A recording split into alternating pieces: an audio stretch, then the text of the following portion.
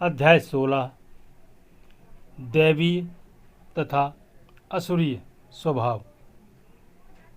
भगवान ने कहा, हे भरतपुत्र, निर्भयता, आत्मशुद्धि, आध्यात्मिक ज्ञान का अनुशीलन, दान, आत्मसंयम, यज्ञपरायणता, वेद अध्ययन, तपस्या, सरलता, अहिंसा, सत्यता, क्रोध विहीनता,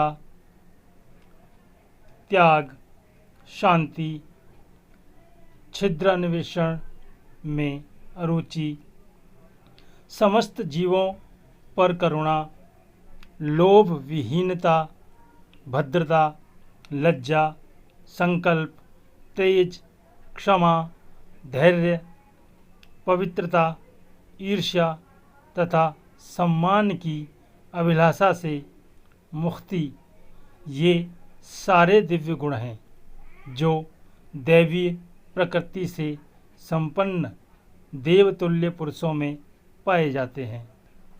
हे प्रथापुत्र, दंभ, दर्प, अभिमान, क्रोध, कठोरता तथा अज्ञान, ये आसुरी स्वभाव वालों के गुण हैं। दिव्य गुण मोक्ष के लिए अनुकूल हैं और आसुरी गुण बंधन दिलाने के लिए हैं। हे पांडुपुत्र, तुम चिंता मत करो, क्योंकि तुम दैवी गुणों से युक्त होकर जन्मे हो।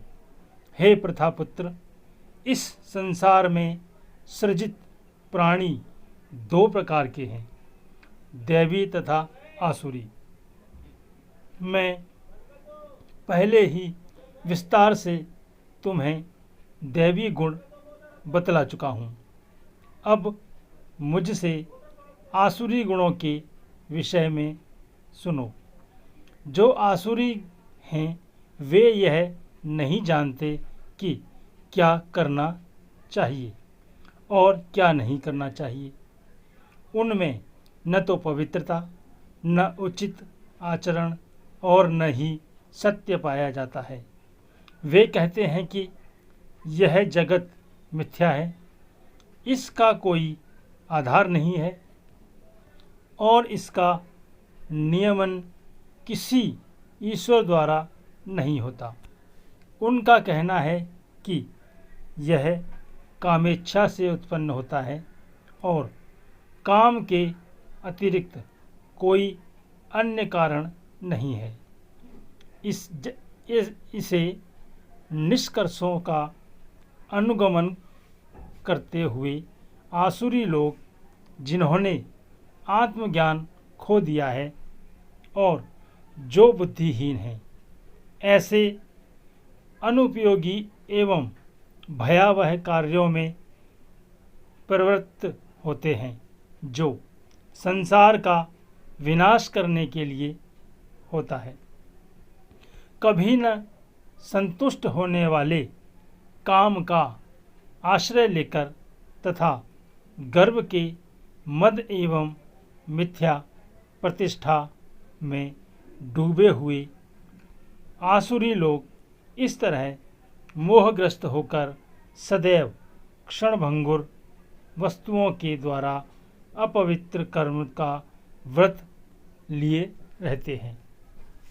उनका विश्वास है कि इंद्रियों की तुष्टि ही मानव सभ्यता की मूल आवश्यकता है।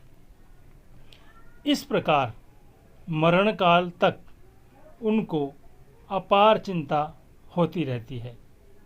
वे लाखों इच्छाओं के जाल में बंधकर तथा काम और क्रोध में लीन होकर इंद्रिय तृप्ति के लिए अवैध ढंग से धन संग्रह करते हैं। आसुरी व्यक्ति सोचता है, आज मेरे पास इतना धन है और अपनी योजनाओं से मैं और अधिक धन कमाऊंगा। इस समय मेरे पास इतना है किंतु भविष्य में यह बढ़कर और अधिक हो जाएगा। वह मेरा शत्रु है और मैंने उसे मार दिया है, और मेरे अन्य शत्रु भी मार दिए जाएंगे। मैं सभी वस्तुओं का स्वामी हूँ, मैं भोक्ता हूँ, मैं सिद्ध, शक्तिमान तथा सुखी हूँ।